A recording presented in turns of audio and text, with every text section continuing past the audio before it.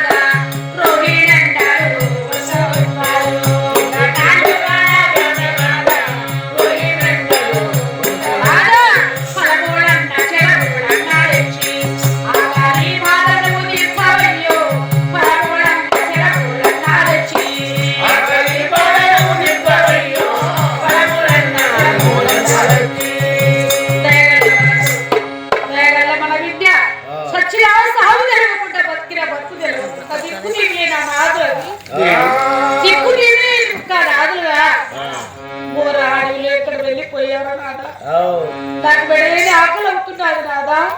ఇది ఏమి చిత్రం నాదా? అయినా నా కొడుకు నా బిడ్డ, మన కొడుకు బిడ్డ ఏడ్చుకుంటూ వెళ్ళిపోయినా. నేను వెళితే 10 మంది పత్రిలో మాట్లాడుతున్నా పనులు పోతారు. ఇష్టంతో నేను పెంచాడని 30 సుధాపుర దేవతన్న కాలం చెప్పి నేను పెంచాడని. స్వామి నీవే నా దైవం, నువ్వే నా భాగ్యం, నువ్వే నా సర్వస్వం నమ్ముకున్నా. నా కోసమై ఫలం తీసుకురామని చెప్పి నా కోసమై నమ్ముకుని నా వెంట వచ్చారు. నమ్ముకున్న అమ్మాయిని ఆగం చేయవద్దు. దమయంతి నీకు ఎప్పుడు ఆకలి అవుతున్నారు, ఈ తోటలో పడుకోండి, నీ కోసమై ఫలం తీసుకువస్తారు అని దమయంతి గారు మాదని యొక్క అడవిలో శ్రీకాకుళ అరణ్యమున మర్రి చెట్టు ఉన్నది.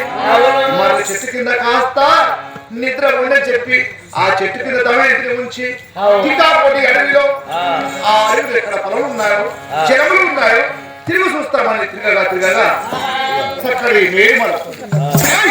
మేడి పొలం చెట్టు ఉన్నది. ఆ మేడి పొలం ఆ రోజులలో మేడి పొలం ఎర్రగా ఇంపుగా ఉన్నది. మేడి పొలము అనుభవించే వాళ్ళము అని ఆ రోజు నా మేడి చెట్టు ఎక్కి మేడి పొలం తెంపుకున్నాను.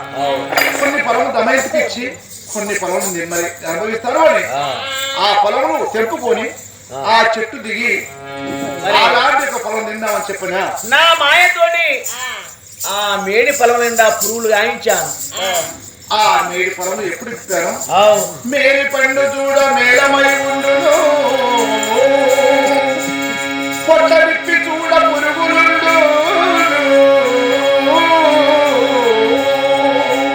ఆ రోజున శాపం వలన, శనేశ్వరుడి శాపం వలన మేడి పండు ఎంతో ఇష్టంగా ఎంపుగా అందంగా ఉండేటువంటి పొలమును ఆ రోజు ఆ మాయ చొప్పున ఇప్పటి కూడా ఆ మేడి పొలంలో పురుగులే ఉంటాయి. ఆ పొలం ఇప్పగానే అన్ని పురుగులే ఉన్నాయి.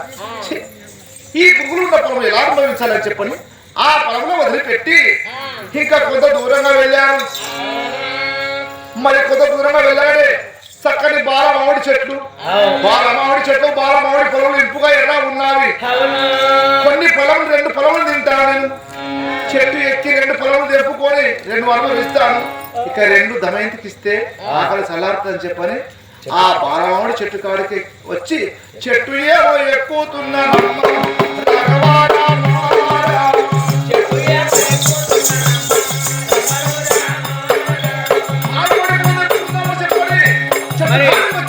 ఎప్పుడు చెట్లు ఎక్కుతున్నాడు నా మాయతోటి వాళ్ళ రఘుభూష కులములు ఆటి మరి ఫలానికి రామచంద్రులు గాయించాను. ఫలములు తెంపుకుందామని ఎంతో సంభ్రమ చేత వచ్చి ఏ పండుగ చూసినా గంగరామ ఎరుకలు ఆ ఫలములు అనుభవిస్తున్నాయి. అయ్యో దేవుడా, ఈ ఫలములు గంగరామ చిలుక ముట్టినటువంటి పక్షి చిలుక ముట్టినటువంటి యొక్క బాలమావుడి ఫలమును ఈ రాజు ఎలా అనుభవిస్తాడు దేవుడా? ఎంత ఘోరం ఇది. ఇది ఎవరి పాపం, ఎవరి శాపం అని చెప్పి ఆ వెనుకకు మరలి ధమయంతి వద్దకు వస్తున్న సమయమున ఓరంత పొద మీద ఋత్వంగ పక్షులు రాళ్ళు తినే రాస పక్షులు ఆ శకుర పక్షులు ఋత్వంగ పక్షులు వాడినాయి. ఈ పక్షులు ఏమన్నామంటే నా వద్ద భారం లేదు, నారు ఉండిలో లేదు, అయినా ఏ ఒక్క పక్షి పడ్డా కూడా ఇక్కడ కూడా భూమికి సాగ నిప్పుల పైన పక్షులు కాదు దమయంతికి ఇస్తే ఆకలి చల్లారుతాడు. ఈ దమయంతి తీసుకొని ఏ ఊరికన్నా పోతారు మరి నరమహారాజుని ఆ కోరంతా పొల మీద వాడినటువంటి వృత్తంగా పక్షులు ఆ పక్షుల పైన ఏం లేదు కానీ ఈ అడవిలో ఎవరు లేదు.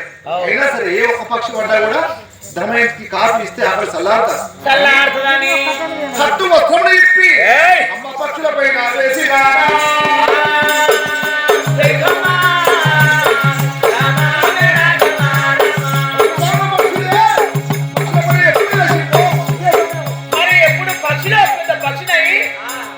ఆకాశ మార్గంలో అతని వస్త్రము ఎత్తుకొని పోయినాను. ఎందుకంటే సతిపతికి ఒక్క వస్త్రం కట్టితున్నాను. ఇదే సమయం అనుకొని ఆ వస్త్రాన్ని ఆకాశంతో అనుకుని వెళ్ళాను.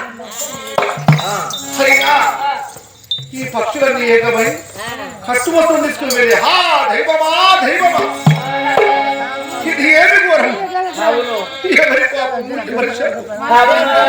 తల్లి గర్భంలో ఎలా జన్మిస్తారో అదే ప్రకారంగా ఉన్నాను.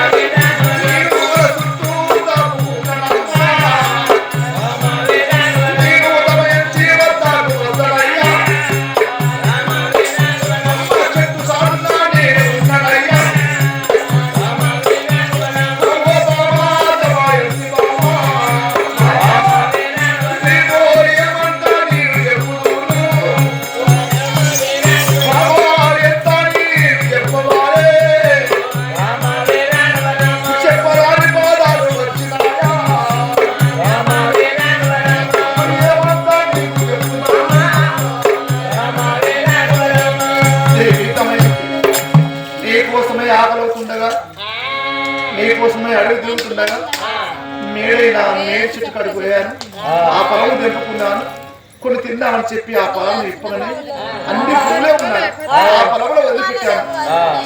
బాదండి యొక్క బాలమని చెట్టు నా చెట్టు కాడికి వెళ్ళాను. ఆ చెట్టు కాడికి వెళ్ళి ఆ పొలములు తెంపుతున్నా. మరి తెంపే సమయం ఉన్నా పండుకొక్క గంగరాముడు 2 చిలుకలు అయినాయి. అవి వదిలిపెట్టాను.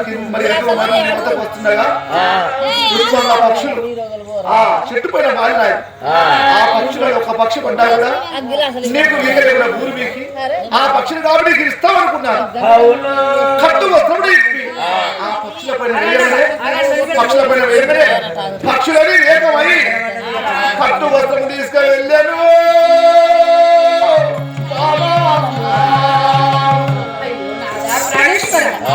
చిత్రమేమో దేవదాయ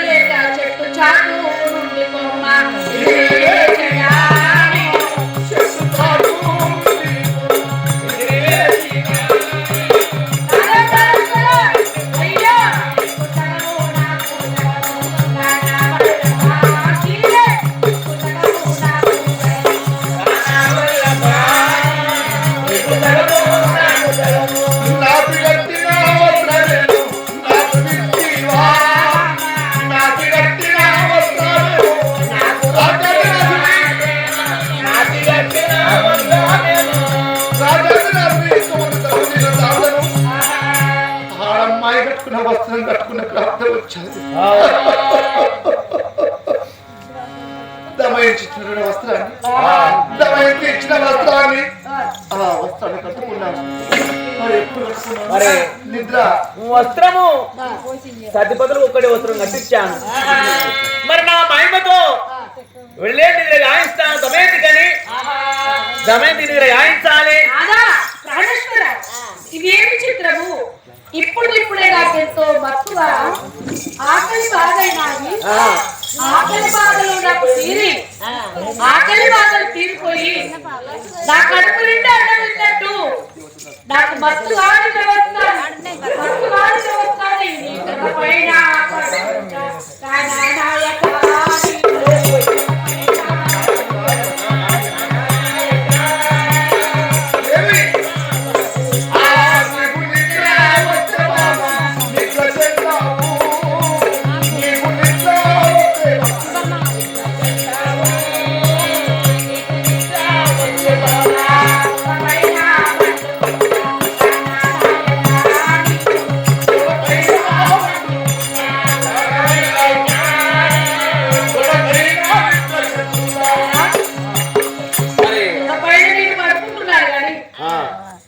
పడుకున్నా చూసి ఏంటి ఆడవిల్లన్నా ఎంత ఉంటున్నారు, ఆకలి అంటున్నారు, మరి దాము అంటున్నాడు, నిద్ర అంటున్నాడని నన్ను వదిలిపెట్టి ఘోరహాడులు ఎక్కడన్నా వెళ్ళిపోతావా నాదా? కొడుకు లేక బిడ్డ లేక కొడుకు విడవాసి బిడ్డ కడవాసి తల్లిదండ్రులు విడవాసి నా భర్తే తెలుగు నా భర్తే భాగ్యమని 3 ఆశలు వేసుకుంటా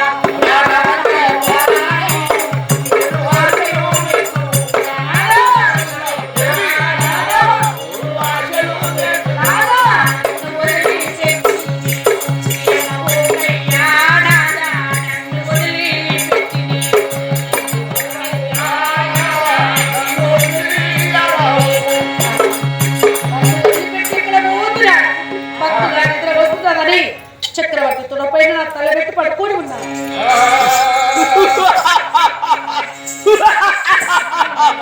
ఇదే సమయం తల్లికి పిల్లలు వాడినాను, సరిపడి ఉపవస్త్రం కట్టించాను. నరమహారాజు ఇప్పుడు తుడపైన పడుకున్న దమయంతి ఈ దమయంతిని వదిలిపెట్టి నలమహారాజు వెళ్ళుగాక అని నా మహిమతో ఎప్పుడు కోపం తెప్పించి నలమహారాజు వదిలిపెట్టి పోవాలని నా మహిమతో కలిని గమనించి ఆ కచవుడు పలపలు మంతరించి రాజు వచ్చాను. అర్ధరాత్రి వేళ టికాకుడి అరణ్యంలో జంతువులు సింహములు పురులు ఉండే స్థలము అయినా పడుకుంటే నిద్ర పట్టడం లేదు. దమయంతిని పిలిస్తే దమయంతి మాట్లాడడం లేదు. కొండల్లో ఎంతో ధనివి వస్తున్నారు. కుండెల్లో గుబులు పడినట్టుగా పాదములు పడినట్టుగా ఏదో వచ్చి పడినట్టుగా నరమహారాజా పో వెళ్ళిపో అని చెప్పి ఏదో ధనివి వస్తున్నది కొండల్లో ఈ అడవిలో. మరి ఏమి అగులుగులుగా అనిపిస్తున్నారు, ఏదో భయం అనిపిస్తున్నారు. అయినా నేను ఇక్కడ ఉన్నాను, నేను వెళ్ళిపోతాను. నా సతీ దమయంతిని నమ్ముకున్నారు కానీ అయినా ఇక్కడ ఉంటే నా ప్రాణం పోతాను. ఈ దమయంతి ఎవరు? కొడుకు పోయాడు, బిడ్డ పోయాడు, చివరిగా నా సతీ కూడా వెళ్తున్నాడు. నా భార్య కూడా మరచి నా తల్లి చనిపోయాడు. నేను నా భార్య నా వెంట ఉండి ఎందుకు, నేను కూడా వెళ్ళిపోతాను. ఆ రాత్రి వేళ దమయంతి గారు పడుకొని ఉన్నారు. దమయంతి నిద్రలో ఉన్నారు. అయినా నా భార్యను వదిలి వెళ్ళిపోలేకపోతాను, ఇక్కడ ఉండను అని చెప్పి ఆ దమయంతిని వదిలి ఆ తల కింద ముద్దు తీసుకువచ్చి తల కింద పెట్టి దమయంతిని పిలిస్తే మాట్లాడడం లేదు. అయినా ముందుకు 3 అడుగులు వేసిన వెళ్తామని అడుగుల్లో ఆలోచన అడుగుతున్నారు. అయినా 33 సూరాకుల దేవస్థానం కాదని నా భర్తే భాగ్యమని నా భర్తే సర్వస్వం నమ్ముకొని నన్ను పెళ్లి అన్నటువంటి సతిని దమయంతి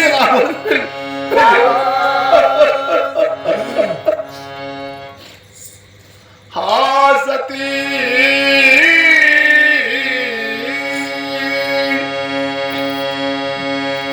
దమయంతి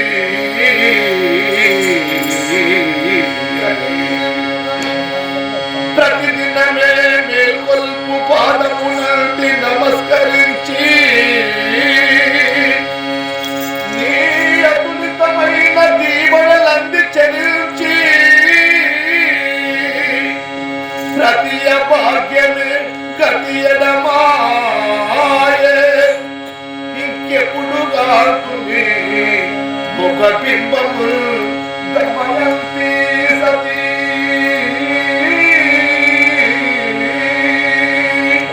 దమయంతి సతీ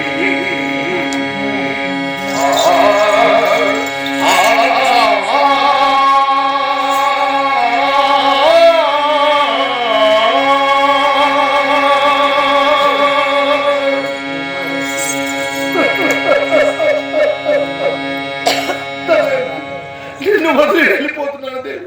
అవును నా భర్తే భాగ్యమని చెప్పి కొడుకు వెళ్ళినా బిడ్డ వెళ్ళినా నా భర్తను నమ్ముకొని ఉన్నా. అవును కానీ నిన్ను విడిచి వెళ్ళిపోతున్నాను దేవి. వెళ్ళుతున్నా దమయంతి బావా.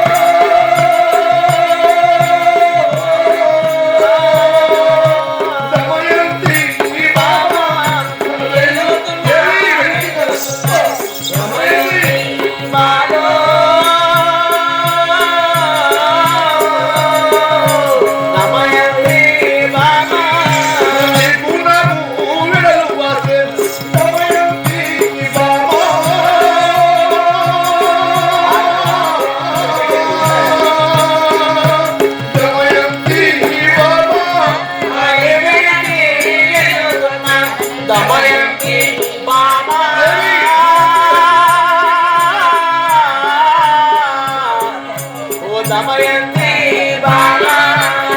కొడుకు ఒక చోట బిడ్డ ఒక చోటున ఇంకా కొన్ని అడవిలో అరణ్యమున మాదండి చెట్టు ఉన్నది, చెట్టు కింద వదిలిపెట్టి ధమయంతి ధమయంతి నీకు నాకు నీకు నాకు వెడలు వాసే దమయంతి బావా.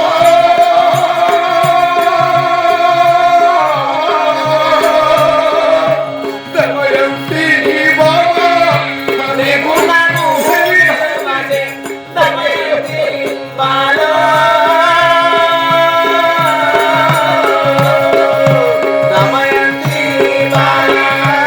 తల్లికి నోసుకోలేదు, తండ్రికి నోసుకోలేదు. నా రాజ్యమున ఆస్తి నా అంతస్తులు మొత్తం పోయాయి. కొడుకు ఒక చోట, బిడ్డ ఒక చోట, నా భార్య ఒక చోట. అడవిలో నా తల్లులారా నిన్ను వెల్లుచున్నా.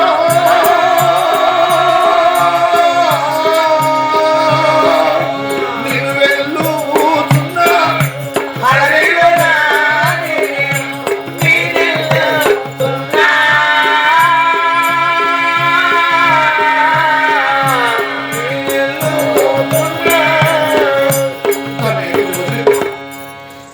ఇక ఆటి కాకుడి అడవిలో అర్ధరాత్రి వేళ హరితో పట్టుకుని వెళుతున్నారు. నరమారాలు చక్కగా వెళుతున్నాడు.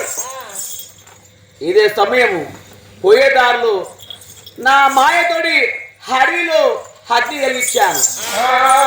అతను వచ్చే దారిలో పెద్ద సర్పానై ఆ సర్పానై దారిలో పడుకున్నాను.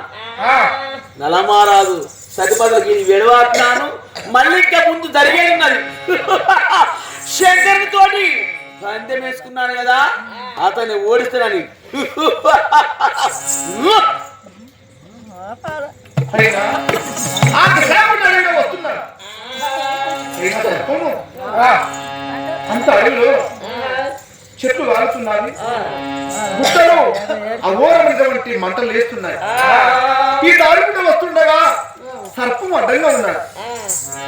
ఆ రోజులలో సర్పము రాజుతో మాట్లాడాడు, రాజును సర్పంతో మాట్లాడాడు. ఆ సత్యమైన రోజులు కాబట్టి. అయినా మాయ సర్పం నాకు తెలియదు. నాయనా ఏమి అది అంతా కాలుతున్నది. అగ్గిలో చాలా బాధ అనిపిస్తున్నా తండ్రి. నా